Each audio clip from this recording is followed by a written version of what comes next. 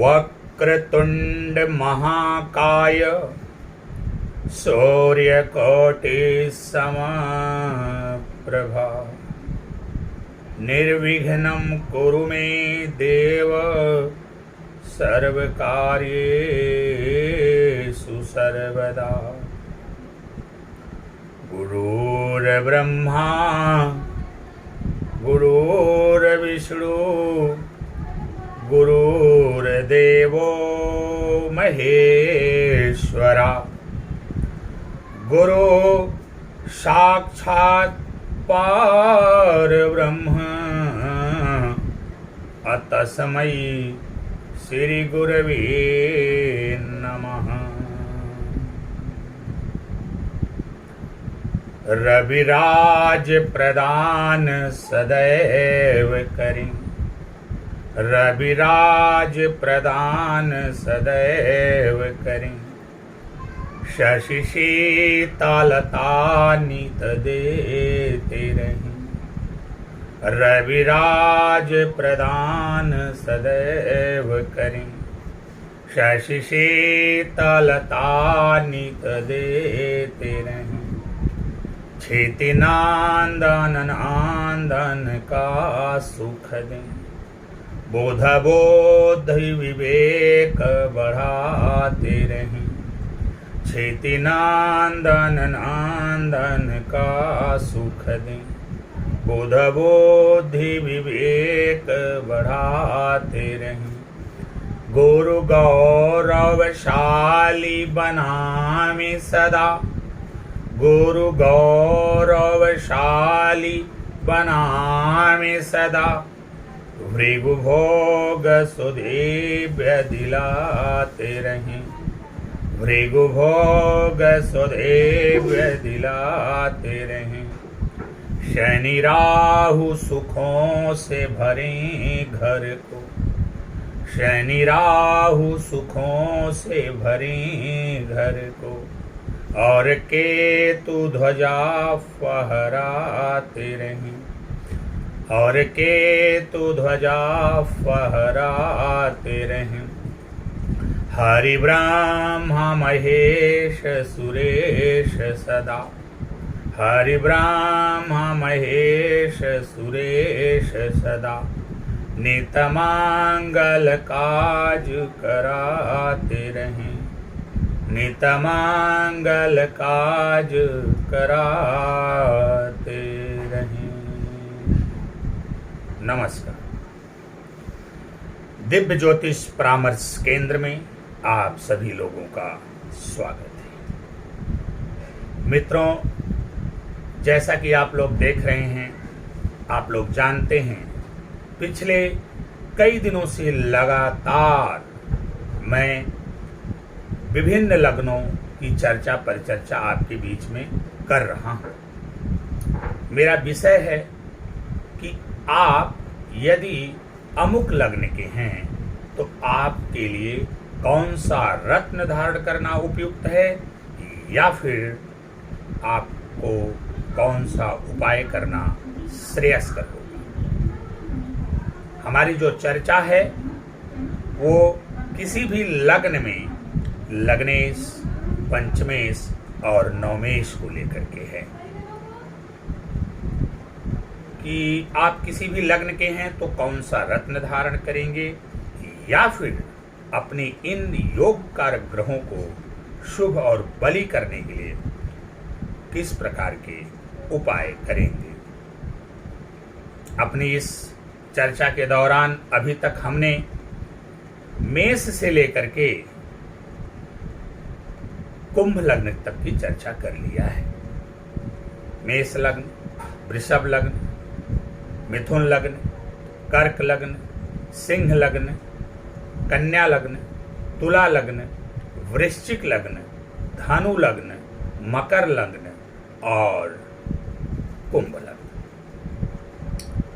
इन 11 लग्नों की चर्चा मैंने आपके समक्ष कर लिया है और इनका वीडियो मैंने अपने YouTube चैनल दिव्य ज्योतिष परामर्श केंद्र पर अपलोड कर दिया है।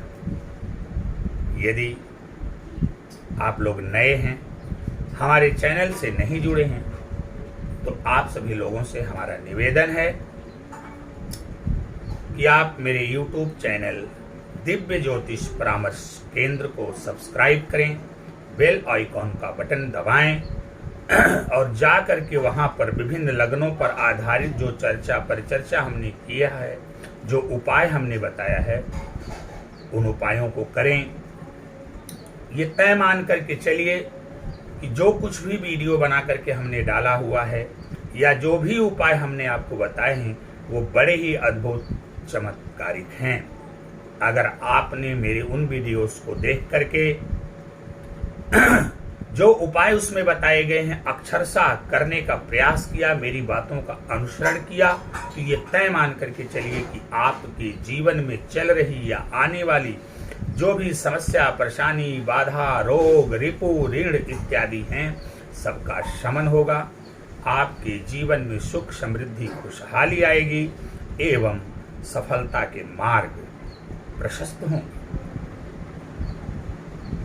तो सबसे पहले एक बार पुनः आपसे निवेदन करते हैं कि आप हमारे YouTube चैनल दिव्य ज्योतिष परामर्श केंद्र को सब्सक्राइब करें, बेल आइकॉन का बटन भी दबाएं, अपने दोस्तों, मित्रों, परिवारजनों, सगे संबंधियों आदि से भी सब्सक्राइब करवाएं, हमारी वीडियोस को देखें, उस पर लाइक करें, कमेंट करें, शेयर करें, ताकि उनमें जो चर्चा की गई है उन चर्चाओं को श्रवण करके, सुन करके आपके साथ साथ वे लोग भी लाभान्वित हो सकें।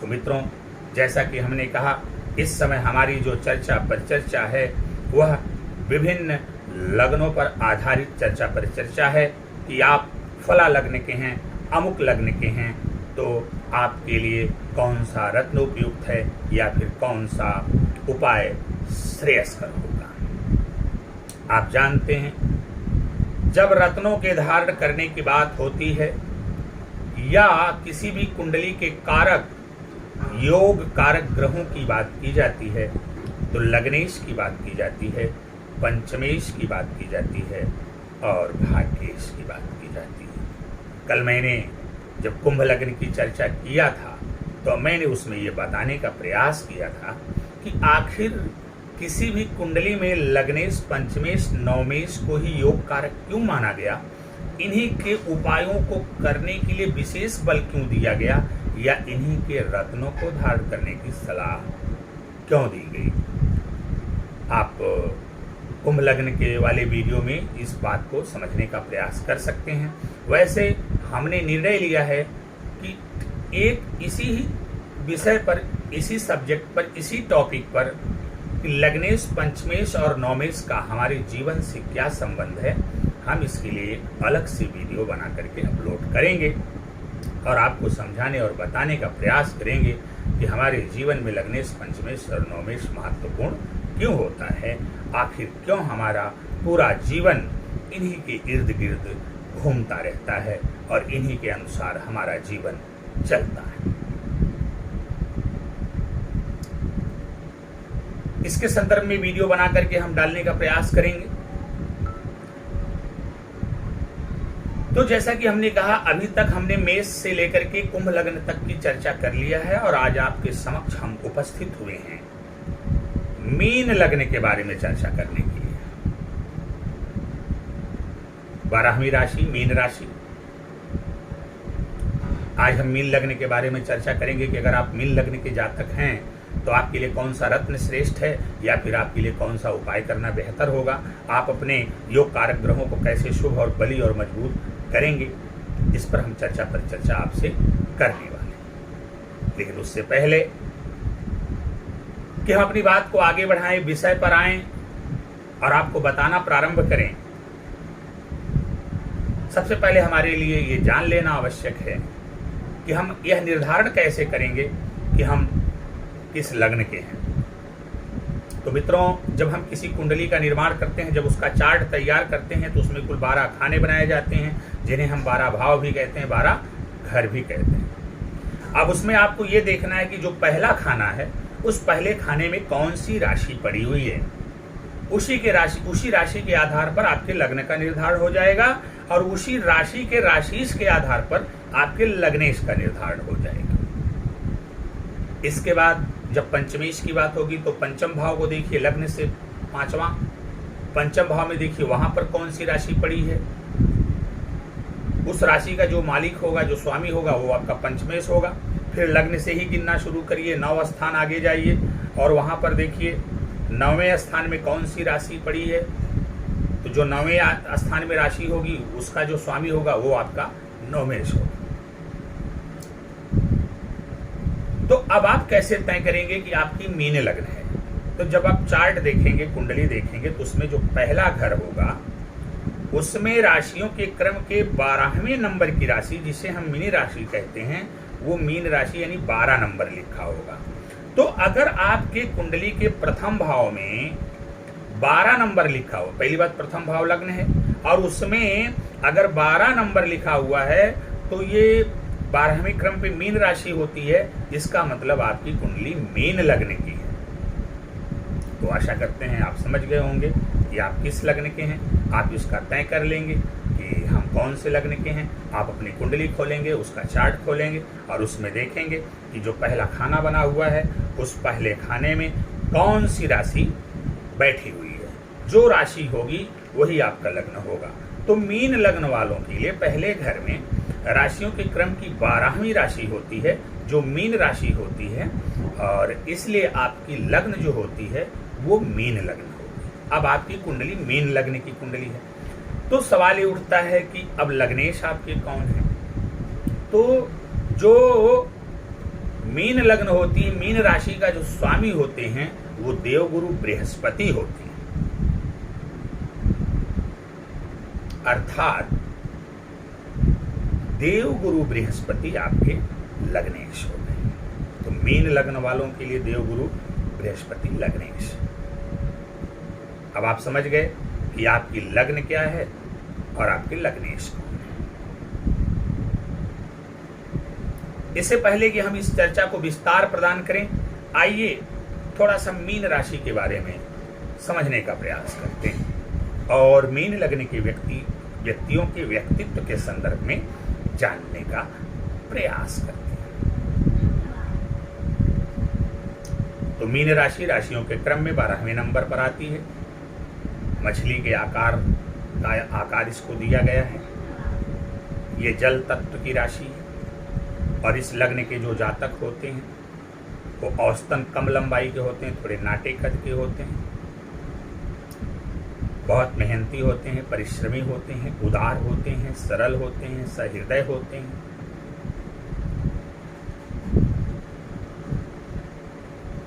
अपने कार्य को करने में मेहनत से ये घबराते नहीं हैं, आकर्षक व्यक्तित्व के होते हैं, थोड़े से असहज होते हैं, थोड़ा सा आत्मविश्वास इनका कमजोर होता है। कभी कभी अपने जीवन में बहुत गलत निर्णय कर लेते हैं और जिसके लिए बाद में उनको पश्चाताप भी होता है। अगर गुरु थोड़ी सी खराब स्थिति में है तो व्यसनों की तरफ इनका ध्यान चला जाता है। तो कुल मिला जुला के अगर संक्षिप्त में देखा जाए तो मीन लग्न के जो जातक होते हैं वो औसतन नाटे कद के होते हैं, थोड़ी इनकी लंबाई कम होती है, परिश्रमी होते हैं, मेहनती होते हैं, कर्मठी भी होते हैं, लेकिन थोड़े से असहज होते हैं, अपनी बातों को सही से रख नहीं पाते हैं, कॉन्फिडेंस विश्वास की इनके अंदर कमी होती है। अपनी इसी असहजता के चलते कभी कभी अपना नुकसान करते हुए भी दिखाई देते हैं और कभी कभी इनको व्यसनों की तरफ जाते हुए भी देखा जाता है। जैसा कि हमने कहा कि इस बारे में हम अलग से वीडियो बनाएंगे और उसमें विस्तार से चर्चा करेंगे कि अगर आप मीन राशि या मीन लग्न के जातक हैं तो फिर आपका व्यक्तित्व और आपका स्वभाव कैसा हो। थोड़ा सा संक्षिप्त में हमने आपको बताने का प्रयास किया है क्योंकि इस समय हमारा जो विषय बिंदु है वो कुछ और है। हमारा विषय है कि हम मीन लग्न के हैं तो हमें कौन सा रत्न धारण करना है या फिर हमें कौन से उपाय करने हैं जिसके द्वारा हम अपने योग कारक ग्रहों को मजबूत कर सकें और जीवन में वह सफलता प्राप्त कर सकें जिससे कि हमारा जीवन सुखी संपन्न खुशहाल हो जाए, समृद्ध हो जाए। तो हमने प्रारंभ में ही कहा, बार बार अपने चर्चा परिचर्चा के दौरान हम आपसे इस बात को कहते रहते हैं कि मित्रों, किसी भी लग्न में जब उपाय करने की बात आती है, रत्नों को धारण करने की बात आती है, तो लग्नेश, पंचमेश और नवमेश का रत्न धारण किया जाता है। आइए तो सबसे पहले अपने चर्चा को विस्तार देते हैं, आगे बढ़ते हैं और बात करते हैं लग्नेश। तो जैसा कि हमने कहा कि मीन लग्न वालों के लिए जो लग्नेश होते हैं, क्योंकि मीन राशि के स्वामी देवगुरु बृहस्पति हैं, इसलिए मीन लग्न वालों के लिए जो लग्नेश होते हैं वो देवगुरु बृहस्पति है। इसके अलावा देवगुरु बृहस्पति की एक राशि और है जो धनु राशि है, और ये धनु राशि यह भी केंद्र में स्थित है। कुंडली के 10वां भाव है जो कर्म का भाव है मुख्य रूप से, उसमें जो है इनकी धनु राशि है। इस प्रकार से देखा जाए तो यहाँ पर देवगुरु बृहस्पति आपके लग्न के भी स्वामी बनते हैं और साथ ही साथ आपके कर्म के भी स्वामी बनते हैं। यानी आपके व्यक्तित्व का भी निर्धारण ये करेंगे देवगुरु बृहस्पति, और आपके कर्म का भी निर्धारण देवगुरु बृहस्पति करने वाले हैं। दो अच्छे भावों के स्वामी हो रहे हैं यहाँ पर देवगुरु बृहस्पति, लग्न के भी स्वामी हो रहे हैं और साथ में कर्म भाव के भी स्वामी हो रहे हैं। तो अगर मैं मीन लग्न वालों के लिए प्रबल राजयोग कारक ग्रह की बात करूं, जैसा कि मैंने एक संक्षिप्त वीडियो में चर्चा किया था कि किसी भी कुंडली में कौन सा ग्रह होता है जो पूरी कुंडली की जिम्मेदारी अपने कंधे पे लेकर चलता है, यहाँ तक कि लग्नेश की भी जिम्मेदारी उसके कंधों पर होती है। लेकिन यहाँ अगर मीन लग्न की बात किया जाए तो मीन लग्न में लग्नेश ही वह प्रबल राजयोग कारक है जो सभी ग्रहों की जिम्मेदारी तो लेकर चलता है और आपकी पूरी कुंडली की जिम्मेदारी लेकर के चलता है। तो यहाँ पर देवगुरु बृहस्पति आपके लिए परम प्रबल राजयोग कारक ग्रह। ऐसे में मीन लग्न वालों को अपने गुरु बृहस्पति को कभी खराब नहीं होने देना चाहिए, अन्यथा इनका पूरा का पूरा जीवन जो है चौपट हो जाता है। इन्हें हमेशा सात्विक बने रहना चाहिए, हमेशा जो है अपने अंदर अच्छे विचार सद्विचार रखने चाहिए, हमेशा पूजा पाठ और भगवान की शरण में इनको बने रहना चाहिए। और साधु संत महात्मा इत्यादि, गुरुजन ब्राह्मण इत्यादि, वृद्धजन बड़े भाई, इनको सम्मान जरूर करना चाहिए, क्योंकि देवगुरु बृहस्पति का इन लोगों से बड़ा ही सीधा संबंध होता है। तो मैंने आपसे कहा कि यहाँ पर जो लग्नेश हैं, देवगुरु बृहस्पति लग्न भाव के मालिक हैं, जहाँ से आपके व्यक्तित्व का निर्धारण किया जाता है, आपकी वेशभूषा देखी जाती है, आपका पहनावा देखा जाता है, आपकी एबिलिटी देखी जाती है, आपकी क्वालिटी देखी जाती है, आपकी क्षमता देखी जाती है, आपकी प्रतिभा देखी जाती है, आपका चरित्र देखा जाता है, आपके गुणों को देखा जाता है। जो लग्न भाव है वो स्वयं आपको, तो स्वयं आपके मालिक हो गए, आपके व्यक्तित्व के मालिक हो गए देवगुरु बृहस्पति जी। उसके बाद व्यक्ति के जीवन में कर्म की प्रधानता है और कर्म भाव 10वीं घर के भी स्वामी हैं देवगुरु बृहस्पति। इसलिए यहाँ पर देवगुरु बृहस्पति मीन लग्न वालों के लिए सबसे शुभ एवं प्रबल राजयोग कारक ग्रह हैं। मित्र, मैं बार बार एक बात कहता कि जो लग्नेश होता है वो कुंडली का स्वामी होता है, कुंडली का मालिक होता है, कुंडली का राजा होता है। यहाँ तक कि हमने लग्नेश को कहा कि ये कुंडली का इंजन होता है जो कुंडली को चलाने का काम करता है। पूरी कुंडली लग्नेश के ही आधार पर चलती है। लग्नेश कुंडली का राजा होता है। तो किसी भी कुंडली में यदि लग्नेश को शुभ और बलि कर लिया जाए तो ये तय मान करके चलिए कि आपका जीवन बहुत ही सुखी और संपन्न हो जाएगा। क्योंकि कुंडली का लग्नेश अगर बलि हो जाए तो कुंडली के जो बुरे ग्रह हैं उनको बुरा प्रभाव देने से रोक देता है। जैसे किसी परिवार में अगर मुखिया पावरफुल हो, ताकतवर हो, प्रभावशाली हो, तो परिवार के सभी सदस्यों को मुखिया के अनुसार ही चलना पड़ता है और उनकी मनमानी चलने नहीं पाती। ठीक इसी प्रकार किसी भी कुंडली में लग्नेश कुंडली रूपी परिवार का मुखिया होता है। तो अगर मुखिया बलवान हो जाए, मुखिया शुभ हो जाए, मुखिया प्रभावशाली हो जाए, मुखिया ताकतवर हो जाए, तो कुंडली रूपी परिवार के सदस्य रूपी जो अन्य ग्रह हैं वह मुखिया के विरुद्ध नहीं जा सकते, उनको मुखिया की इच्छा अनुसार कार्य करना ही पड़ेगा। इसलिए लग्नेश को मजबूत करना परम आवश्यक है। साथ ही साथ जीवन में आगे बढ़ने में व्यक्ति का सबसे बड़ा जो मित्र होता है, जो सबसे बड़ा सहयोगी होता है, उसका अपना स्वयं का व्यक्तित्व होता है। लग्नेश के ऊपर आपके व्यक्तित्व का दारोमदार है। अगर आपके अंदर पर्सनालिटी नहीं है, व्यक्तित्व नहीं है, योग्यता नहीं है, एबिलिटी नहीं है, क्वालिटी नहीं है, कैपेसिटी नहीं है, क्षमता नहीं है, तो फिर ये बताइए आप जीवन में आगे कैसे जाओगे। तो आपके अंदर एबिलिटी आए, क्वालिटी आए, क्षमता आए, गुण आए, आपका व्यक्तित्व बेहतर हो, प्रभावशाली हो, आपकी पर्सनालिटी अट्रैक्टिव हो, इसके लिए जरूरी क्या है, आपका लग्नेश शुभ हो और साथ में बली भी। इसलिए लग्नेश को सदैव मजबूत करना चाहिए। लग्नेश के आधार पर ही पूरी कुंडली रन करती है, पूरी कुंडली चलती है। इसलिए लग्नेश को सदैव मजबूत करना चाहिए। तो यहाँ पर देवगुरु बृहस्पति आपके लग्नेश भी हैं और साथ ही साथ कर्म भाव के मालिक भी हैं। यानी अगर देवगुरु बृहस्पति आपकी कुंडली में मजबूत होते हैं तो आपके व्यक्तित्व में तो निखार आएगा ही आएगा, साथ में आपके कर्म को भी प्रधानता मिलेगी, आपके कार्य बनेंगे।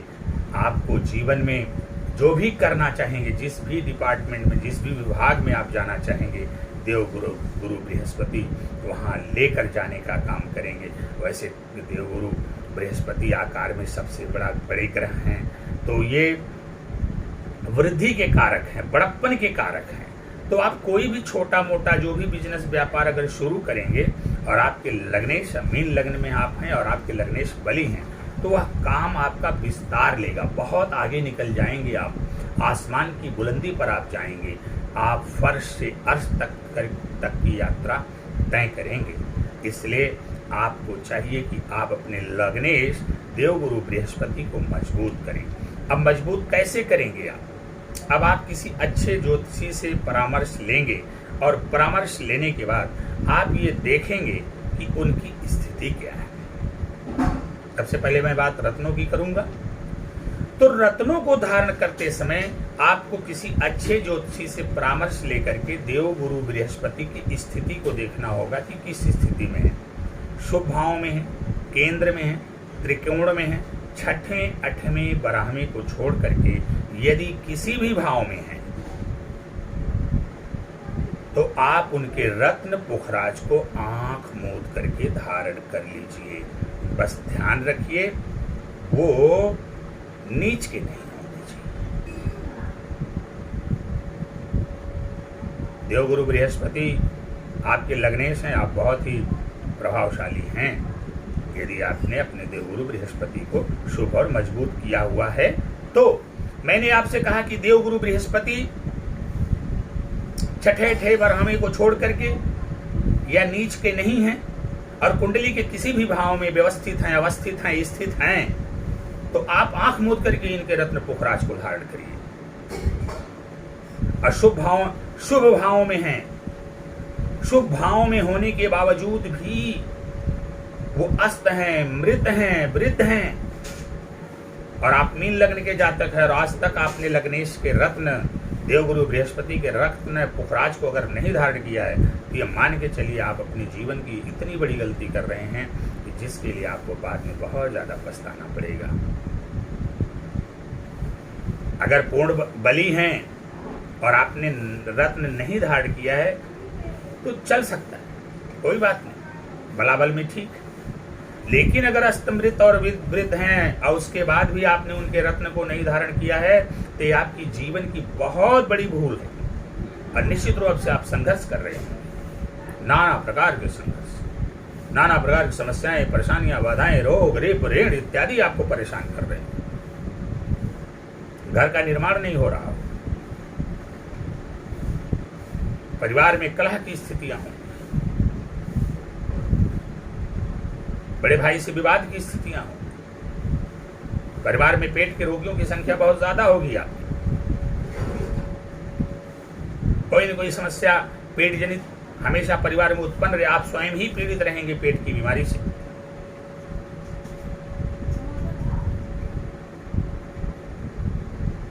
यदि आप मीन लग्न के हैं और देवगुरु बृहस्पति शुभ भावों में हैं लेकिन अस्तमृत वृद्ध हैं और आपने उनके रत्न पुखराज को धारण नहीं किया है, तो मैं बार बार इस बात को दोहराऊंगा कि यहाँ पर देवगुरु बृहस्पति आपके लिए परम शुभ प्रबल राजयोग कारक ग्रह होते हैं। इसलिए आपके लिए बहुत ही आवश्यक होता है कि वो किसी भी स्थिति में हो, लेकिन शुभ भावों में हो, बलाबल में हो या बलाबल में कमजोर हो, दोनों स्थितियों में आप इनके रत्न पुखराज को अवश्य धारण करें, क्योंकि इनका रत्न पुखराज आपके लिए महायोगकारी प्रबल राजयोग कारक और बहुत ही शुभ सिद्ध होगा।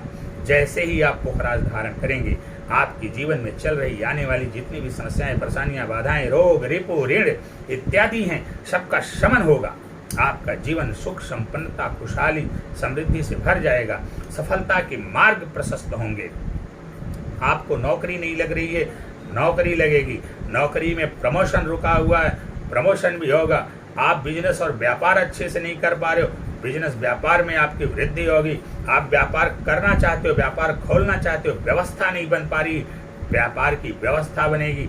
आपके व्यापार का विस्तार नहीं हो पा रहा है, देवगुरु बृहस्पति के मजबूत होते ही व्यापार का भी विस्तार होगा। पुत्र की प्राप्ति नहीं हो रही है, देवगुरु बृहस्पति के मजबूत होते ही पुत्र की प्राप्ति होगी, संतान प्राप्ति के योग बनेंगे।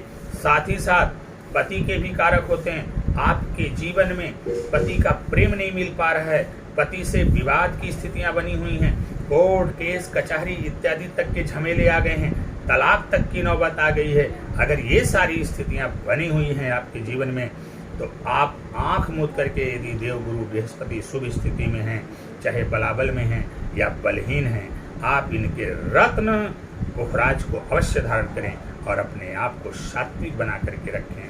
मंदिरों में रोज जाया करें, दर्शन किया करें, भगवान विष्णु की शरण में बने रहिए, गुरुओं का सम्मान करिए, वृद्धों का सम्मान करिए, बड़े बुजुर्गों का आदर करिए। लेकिन वहीं पर यदि देवगुरु बृहस्पति अशुभ भावों में चले गए, छठे, अठें, 12वें चले गए या नीच के हो गए, तो फिर इनके रत्न को धारण करने से आप बचेंगे। अब यहाँ पर इनको शुभ और बलवान करने के लिए आपको इनका उपाय करना पड़ेगा। अब उपाय में क्या करना है आपको? भगवान विष्णु की आराधना करनी है। आप महिला हैं तो बृहस्पतिवार का व्रत करिए, केले के पेड़ में जल दीजिए, पीला वस्त्र धारण करिए, केसर मिलाकर के पीला चंदन माथे पर लगाइए,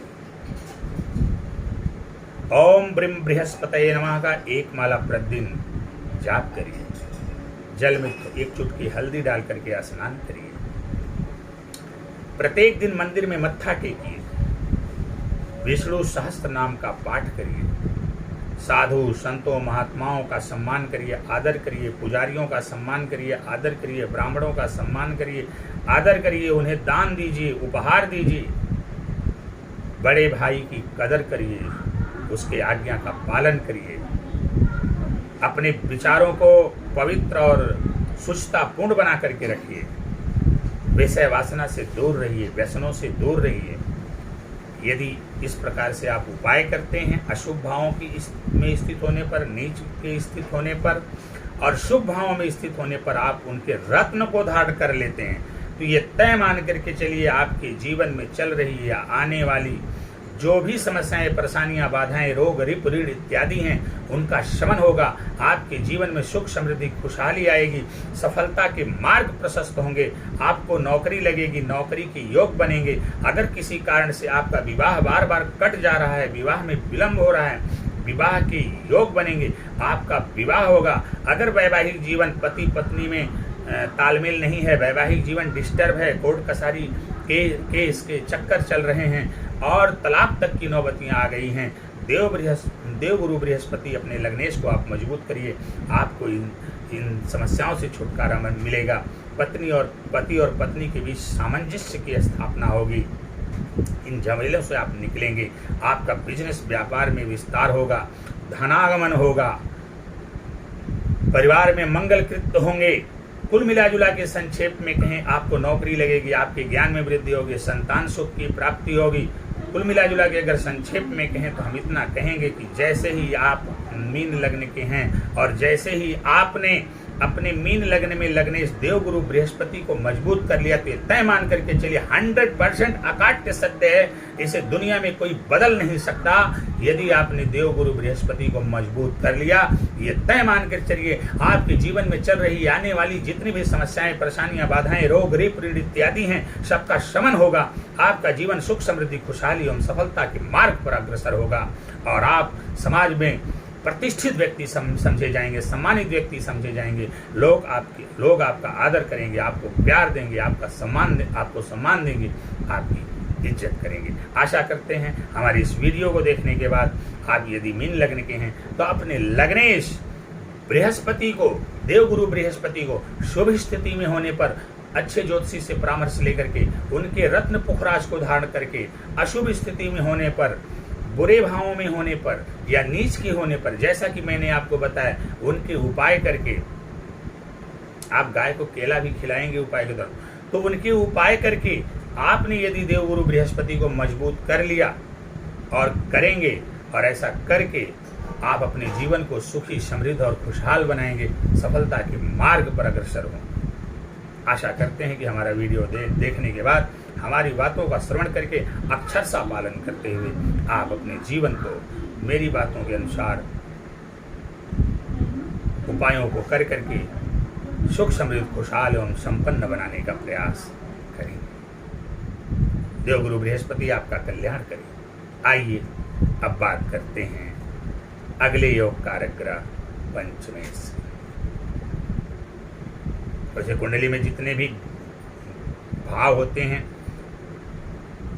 बातचीत के दौरान तो हम ये कह देते हैं कि 6वां भाव, 8वां भाव, 12वां भाव, ये अच्छा भाव है, ये बुरा भाव है। लेकिन कुंडली के जितने भी भाव हैं, कोई बुरे भाव नहीं, सबका अपना अपना अर्थ है, सबका अपना अपना मतलब है। इस पर हम चर्चा करेंगे, इसके बारे में डिटेल में, पहले भाव से लेकर के 12वें भाव तक उनको क्रमानुसार क्यों सेट किया गया है, उसी प्रकार से हमारी जिंदगी कैसे चलती है, इसके बारे में हम आपसे चर्चा करेंगे। उसके लिए एक अलग से वीडियो बनाएंगे। इसीलिए हम आप लोगों से कह रहे हैं कि ज्योतिष के विषय में आश्चर्यजनक और नई नई जानकारियों को इकट्ठा करने हेतु, प्राप्त करने हेतु, अपने जीवन को सुखी और संपन्न बनाने हेतु आप हमारे चैनल से अवश्य जुड़ें। और हमारे चैनल को अगर आपने अभी तक सब्सक्राइब नहीं किया है तो उसको सब्सक्राइब कर लें और बेल आइकन का बटन भी दबाएं।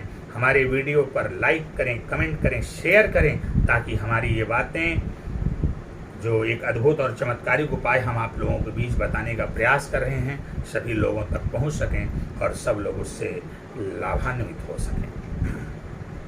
आइए बात करते हैं पंचमेश की। तो हमने कहा जो लग्न से आप गिनेंगे पंचम भाव में आएंगे। अब पंचम भाव में जो राशि होगी वही आपके पंचमेश बनेंगे। तो जब आप पंचम भाव में आएंगे, त्रिकोण का भाव है, अब उसमें जो राशि बनती है पंचम भाव में, मीन लग्न में कर्क राशि बनती है।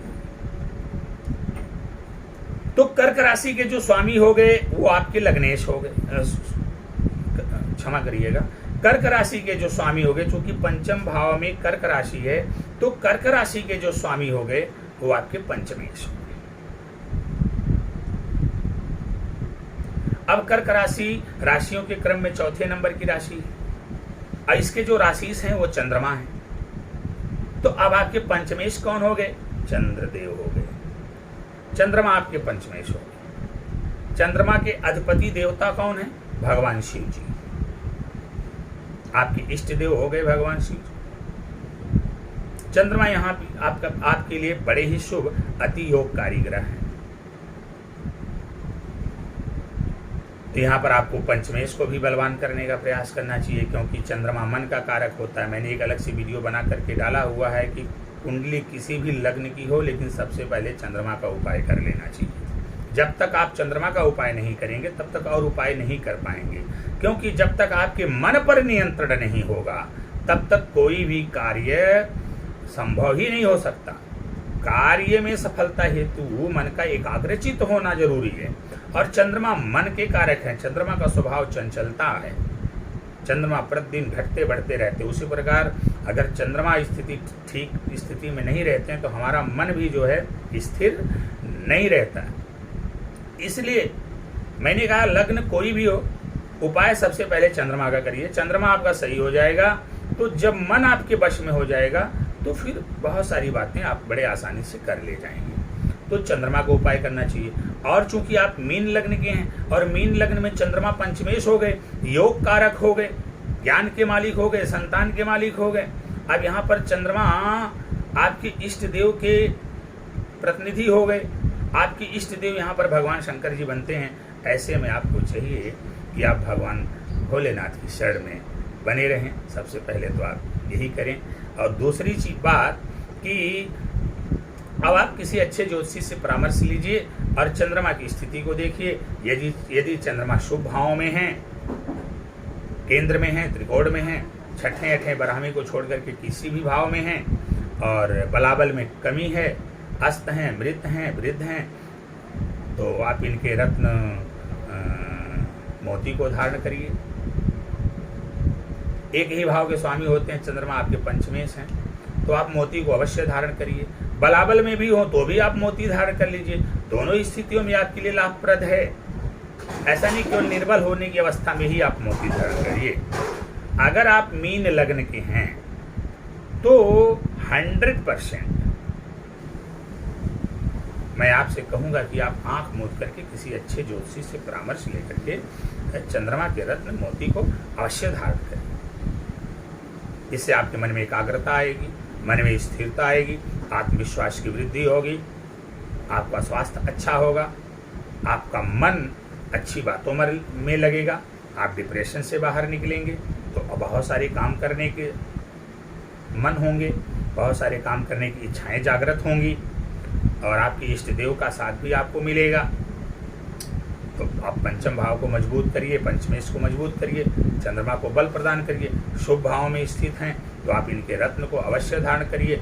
अस्त मृत वृद्ध हैं तब तो 100% आपको इनका रत्न धारण कर ही लेना चाहिए। और अगर आपने अभी तक नहीं धारण किया है, शुभ भाव में स्थित हैं लेकिन अस्त मृत और वृद्ध हैं, आपने इनके रत्न मोती को नहीं धारण किया है, तो ये मान के चलिए कि आप अपने जीवन में बहुत बड़ी भूल कर रहे हैं। एक ऐसी भूल जिसके लिए आपको पश्चाताप करना पड़ सकता है, क्योंकि चंद्रमा आपके मन के कारक हैं। चंद्रमा कमजोर होंगे, आप डिप्रेशन में जाएंगे, मन कहीं लगेगा नहीं, एक जगह स्थिर रहेंगे नहीं, एकाग्र चित्त हो नहीं पाएंगे। और जो व्यक्ति अपने जीवन में कभी एकाग्र चित्त नहीं होता वह अपने जीवन में कभी आगे नहीं जाता। इसलिए मैं बार बार कहता हूँ कि कुंडली में चंद्रमा की स्थिति मजबूत होनी चाहिए। लग्न कोई भी हो, सबसे पहले उपाय करना, जब आप कुंडली के अनुसार अपना उपाय प्रारंभ करते हैं तो सबसे पहले आपको अपने चंद्रमा को सही करने का प्रयास करना चाहिए। तो जैसा कि मैंने कहा कि यदि चंद्रमा शुभ भाव में है, केंद्र में है, त्रिकोण में है, छठे अठे बराहमी को छोड़ करके अन्य किसी भाव में है, तो आप इनके रत्न मोती को अवश्य धारण करें। आंख मूंद करके धारण करें, किसी ज्योतिषी से परामर्श लेकर के आप इनके रत्न मोती को धारण करें।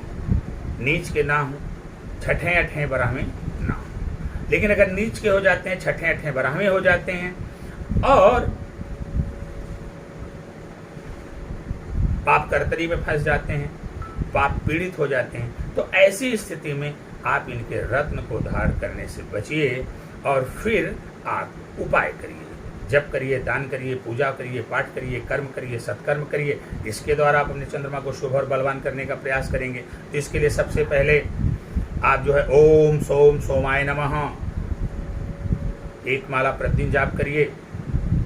सोमवार का व्रत करिए, आप महिला हैं या पुरुष हैं आप भी कर सकते हैं। सोमवार का व्रत करिए, भगवान भोलेनाथ की शरण में बने रहिए। शिवलिंग पर पंचामृत से अभिषेक करिए, शिवलिंग पर पंचामृत से अभिषेक करिए, भगवान भोलेनाथ की आराधना करिए। ओम नमः शिवाय एक माला जाप करिए। ओम उमा महेश्वराय नमः एक माला जाप करिए। माता का सम्मान करिए, माता समान स्त्रियों का सम्मान करिए। पानी बर्बाद करने की अगर आपकी ज़्यादा आदत है तो पानी को थोड़ा नियंत्रण में खर्च करिए, क्योंकि पानी बर्बाद करने से चंद्रमा खराब होते हैं। अनावश्यक रूप से अगर जल की बर्बादी आप करेंगे तो आपकी चंद्रमा खराब होगा। तो माता और माता समान स्त्रियों का सम्मान करिए, उन्हें सदैव प्रसन्न रखिए, उनकी सेवा करिए, उनको कुछ न कुछ उपहार, दान, गिफ्ट इत्यादि उनको देते रहिए। और साथ ही साथ भगवान भोलेनाथ की शरण में बने रहिए। ओम सोमम सोम सोमाय नमः प्रतिदिन 1 माला जाप करिए। आप भगवान भोलेनाथ की आराधना करिए, उनके पंचाक्षरी मंत्र ओम नमः शिवाय का जाप 1 माला करिए। ओम उमा महेश्वराय नमः का 1 माला जाप करिए। शिवलिंग का पंचामृत से अभिषेक करिए। भगवान शिव जी के दर्शन पूजन इत्यादि करिए। तो मित्रों, जैसा कि हमने बताया कि यदि आप अपने पंचमेश चंद्रमा को शुभ स्थिति में होने पर रत्न धारण करके और अशुभ स्थिति में होने पर, जैसा कि मैंने आपको बताया, उन उपायों द्वारा अगर आपने अपने पंचमेश चंद्रमा को बलवान कर लिया तो ये तय मान कर चलिए कि आपके जीवन में चल रही आने वाली जो भी समस्याएं, परेशानियां, बाधाएं, रोग रूप इत्यादि हैं, सबका शमन होगा। आपके जीवन में सुख, समृद्धि, खुशहाली एवं सफलता का मार्ग प्रशस्त होगा। क्योंकि चंद्रमा पंचमेश हैं, इसलिए आपके संतान के भी स्वामी होते हैं, आपके ज्ञान के भी स्वामी होते हैं। ऐसी स्थिति में आपके अंदर प्रेम कितना है, लोगों से लगाव कितना है, इसके भी स्वामी चंद्रमा होते हैं। ऐसी स्थिति में अगर आपने अपनी कुंडली में चंद्रमा को बलवान कर लिया तो आपको संतान सुख की प्राप्ति होगी, आपके ज्ञान में वृद्धि होगी, आपका मन में एकाग्रचित्ता आएगी, आपका कंसंट्रेशन बढ़ेगा, आपका पढ़ाई में मन लगेगा, या कोई कार्य कर रहे तो उस कार्य में मन लगेगा और आशातीत सफलता प्राप्त करेंगे। आपके जीवन में आपको वह सब कुछ प्राप्त होगा जिसकी कि आपने कभी कल्पना भी नहीं किया होगा। आप रोजगार, व्यवसाय, नौकरी इत्यादि आप वृद्धि विकास होगा। नौकरी नहीं लग पा रही, नौकरी लगेगी। यदि आपका काम धंधा अच्छे से नहीं चल रहा है, काम धंधा आपका अच्छे से चलेगा। और आपके शरीर में कोई रोग इत्यादि है, उनसे आपको छुटकारा मिलेगा। शत्रुओं का दमन होगा। व्यापार, कर्ज अगर बढ़ा हुआ है तो कर्ज घटेगा, कर्ज पर आपका नियंत्रण होगा, आप धनाढ्य बनेंगे। चंद्रमा को धन का भी कारक माना जाता है।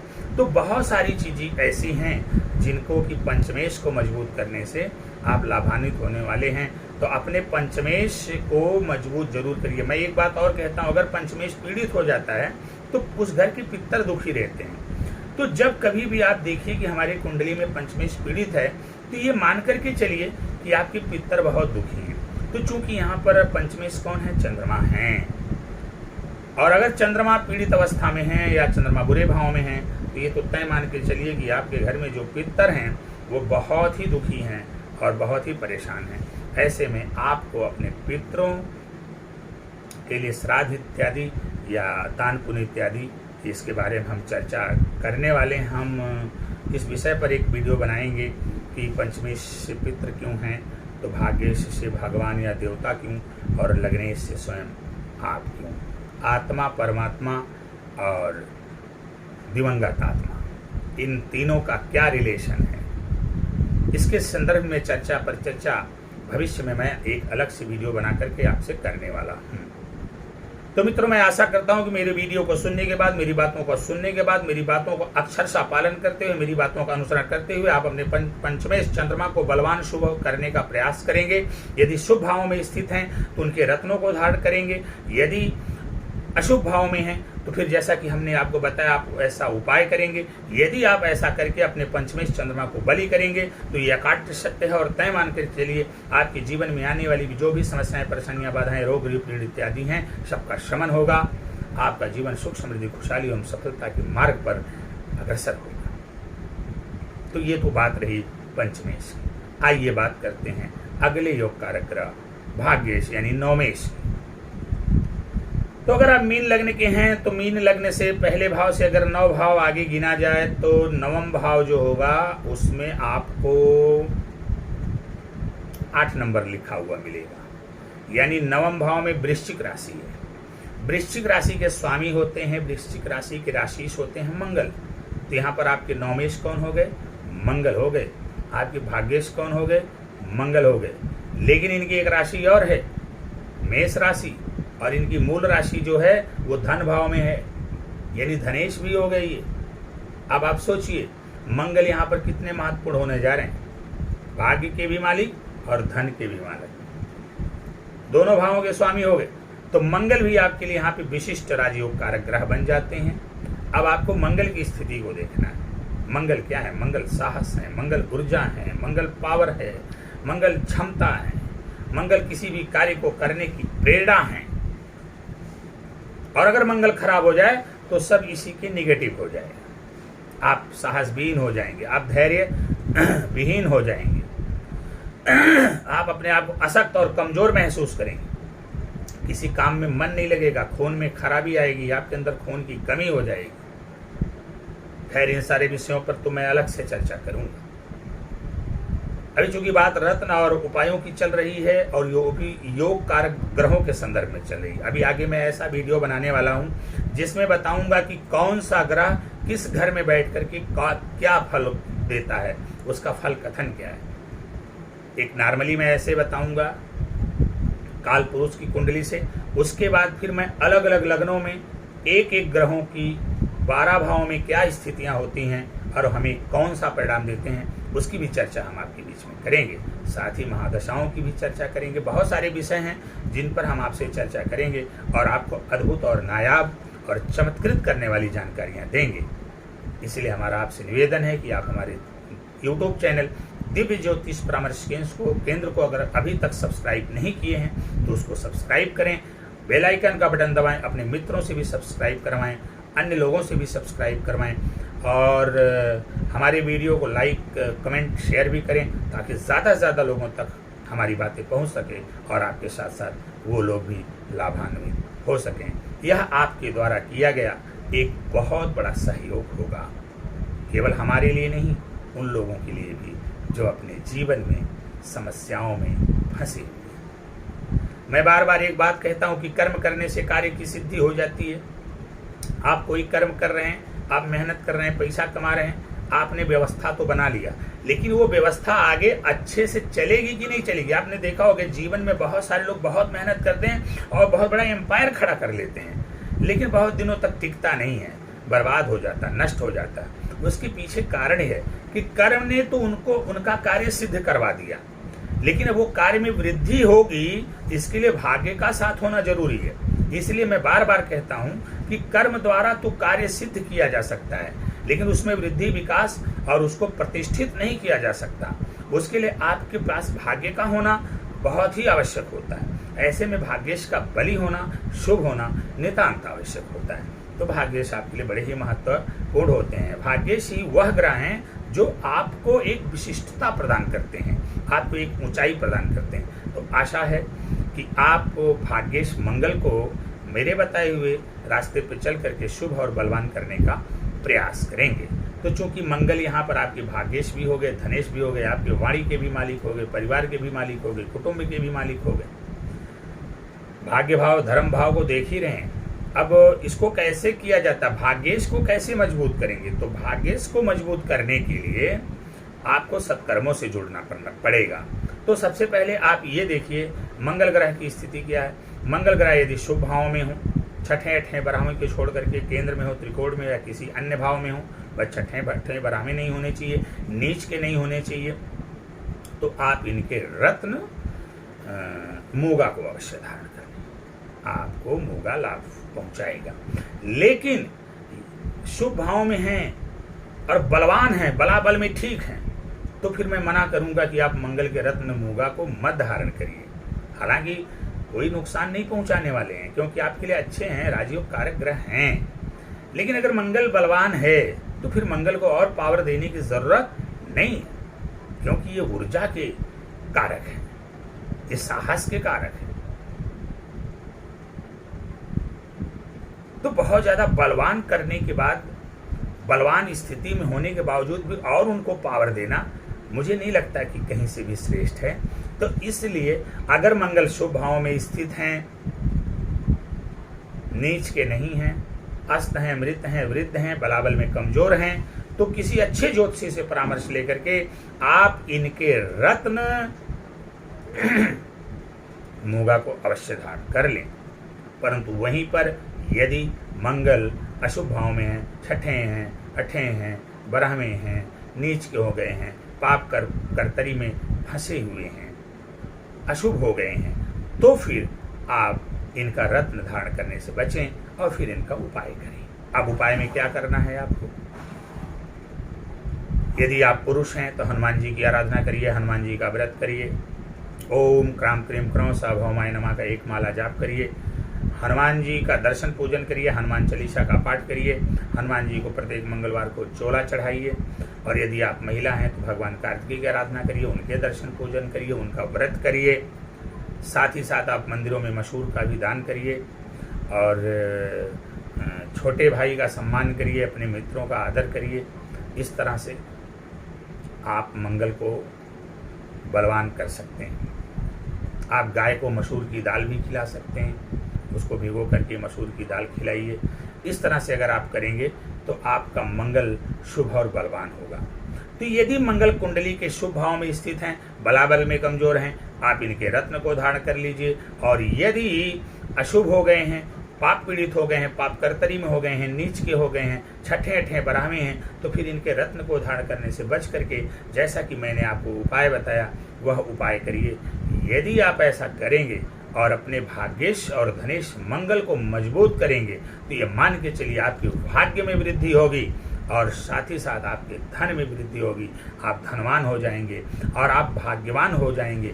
ऐसा व्यक्ति जो धनवान भी हो जाए, भाग्यवान भी हो जाए, सारे लोग उसका सम्मान करते हैं। आपके जीवन में चल रही आने वाली जो भी समस्या, परेशानी, बाधा, रोग, रिपु, ऋण इत्यादि हैं, सबका शमन होगा, सब नष्ट होंगे। आपके जीवन में सुख, समृद्धि, खुशहाली आएगी।